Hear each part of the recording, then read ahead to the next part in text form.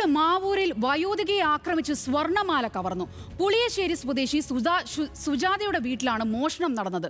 വീടിനകത്ത് കടന്ന മോഷ്ടാവ് വയോധികയെ ആക്രമിച്ച് സ്വർണ്ണമാല പൊട്ടിച്ചെടുത്ത ശേഷം ഓടി രക്ഷപ്പെടുകയായിരുന്നു. പരിക്കേറ്റ സുജാതയെ കോഴിക്കോട് മെഡിക്കൽ കോളേജ് ആശുപത്രിയിൽ പ്രവേശിപ്പിച്ചു. മോഷ്ടാവിനായി മാവൂർ പോലീസ് അന്വേഷണം ആരംഭിച്ചിട്ടുണ്ട്.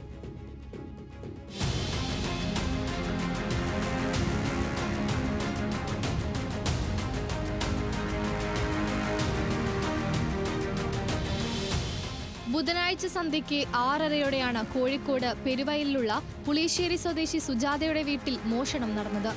മോഷണം നടക്കുന്ന സമയത്ത് 62-കാരിയായ സുജാത മാത്രമാണ് വീട്ടിലുണ്ടായിരുന്നത്. വീടിനകത്തെ കുളിമുറിയിൽ നിന്നും കുളി കഴിഞ്ഞ് പുറത്തിറങ്ങിയപ്പോൾ മാസ്ക് ധരിച്ച ഒരാൾ മുറിയുടെ ഷെൽഫ് തുറന്ന് പരിശോധിക്കുന്നത് ശ്രദ്ധയിൽപ്പെട്ടു. ബഹളം വെച്ചതോടെ മോഷ്ടാവ് സുജാതയെ ആക്രമിച്ച് കഴുത്തിലുണ്ടായിരുന്ന സ്വർണ്ണമാല പൊട്ടിച്ചെടുത്തു.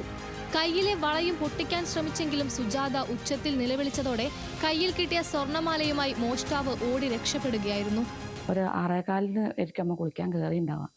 അമ്മ കുളി കഴിഞ്ഞിങ്ങോട്ട് പുറത്തേക്ക് ഇറങ്ങിയപ്പോൾ അപ്പുറത്തെ റൂമിൽ അൽമാരി തുറന്നൊരാൾ നിൽക്കുന്നുണ്ട്. അപ്പം അമ്മ ആദ്യം ഹസ്ബൻഡ് ആയിട്ട് നോക്കി. അപ്പോൾ ഹസ്ബൻഡിനോട് കുറച്ചുകൂടി എളുപ്പം കണ്ടപ്പോൾ അമ്മ നോക്കിയപ്പോൾ അയാളും കൂടി തിരിഞ്ഞപ്പോൾ അമ്മ ചോദിച്ചത് ആരാന്ന് വെച്ച്. അപ്പോൾ അയാൾ അമ്മനെ നേരെ അങ്ങോട്ട് വന്ന് അമ്മൻ്റെ കഴുത്തിൽ മാല പൊട്ടിച്ച് പിന്നെ ഒന്നും തള്ളുമായി അമ്മൻ്റെ മാല അയാളെ കയ്യിൽ കെട്ടി വള പൊട്ടി നിലത്ത് വീണ്. 2 പവനോളം വരുന്ന സ്വർണ്ണമാലയാണ് മോഷ്ടിക്കപ്പെട്ടത്. മോഷ്ടാവുമായുള്ള പിടിവലിയിൽ പരിക്കേറ്റ സുജാതയെ കോഴിക്കോട് മെഡിക്കൽ കോളേജ് ആശുപത്രിയിൽ പ്രവേശിപ്പിച്ചു.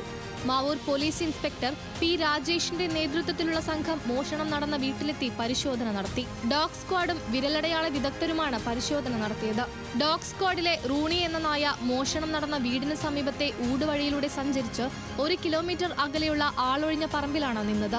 സംഭവവുമായി ബന്ധപ്പെട്ട് വീട്ടുകാർ ചില സംശയങ്ങൾ ഉന്നയിച്ച സാഹചര്യത്തിൽ മാവൂർ പോലീസ് ഒരാളെ കസ്റ്റഡിയിലെടുത്തിട്ടുണ്ട്.